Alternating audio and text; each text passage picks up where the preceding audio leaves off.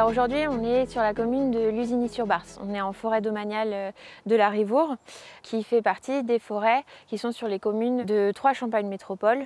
À savoir qu'il y a 9 communes de Troyes-Champagne Métropole qui sont intégrées au territoire du parc naturel régional de la forêt d'Orient. Sur le territoire du parc, qui fait 80 000 hectares au total, il y a 22 300 hectares environ de forêt, c'est-à-dire quand même une grande quantité.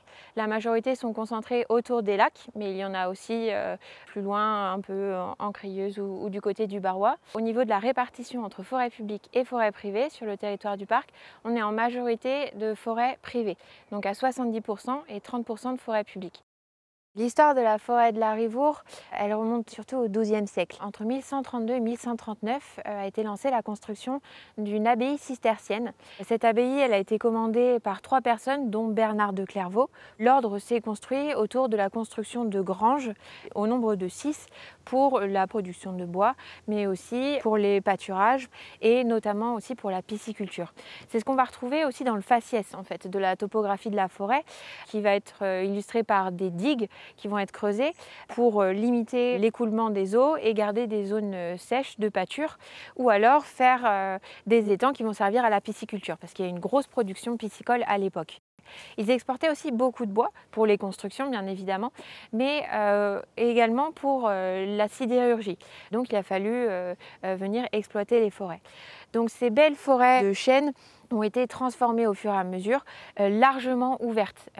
C'est aussi la cause du fait que la forêt des Bas-Bois est séparée de la forêt d'Orient, du massif de la forêt d'Orient, parce que ces granges ont conduit à des défrichements massifs et donc une séparation, je dirais, physique de la forêt. Et puis après, si on avance, si on fait un grand pas dans le temps, on se retrouve au XXe siècle à la création des lacs. Et ces lacs, en fait, ont été construits et mis en eau pour de bonnes raisons. On l'a fait parce qu'il y avait des chaînes d'étangs.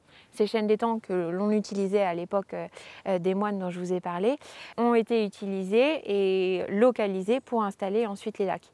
Ces lacs qui ont aussi fortement et largement inondé de très belles forêts et de très belles chênaies, que ce soit des forêts publiques comme privées. Ici, on se trouve sur le site Natura 2000, forêt et clairière de Bas-Bois. Un site Natura 2000, c'est un site de préservation de la faune et de la flore à l'échelle de l'Union européenne. Ça conditionne certaines activités, surtout ça oriente sur ce que l'on peut faire en faveur de la nature. Et il y a aussi des exigences en termes d'aménagement. Si des acteurs souhaitent faire des aménagements, des travaux, que ce soit dans le monde forestier ou autre, ils sont obligés de passer par des évaluations d'incidence environnementale. La charte forestière de territoire, c'est un outil d'animation pour mettre en valeur la filière forêt-bois. C'est là où intervient le parc en fait, en matière forestière auprès de ses partenaires. La charte forestière de territoire, elle va proposer des actions pour soutenir les acteurs de la filière forêt-bois. Il y en a 18 dans l'actuel. Quand on dit filière forêt-bois, ça part de la gestion jusqu'à la transformation. La première et la deuxième. Donc on peut travailler jusqu'aux menuisiers, aux entreprises de première ou de deuxième transformation. Et on va les accompagner pour trouver des subventions pour soutenir leur activité, mais aussi leur donner des éléments de gestion et d'intervention plus respectueux de la biodiversité. Par exemple, le parc est en train de lancer une gamme de panneaux relais information service avec tous les services que vous pouvez retrouver dans les centres-bourgs et des panneaux pédagogiques que les communes peuvent installer devant des monuments ou autres. Et ces panneaux sont faits à partir de bois local et par des entreprises du territoire. Le parc a aussi développé une série de podcasts, par exemple, sur la communication.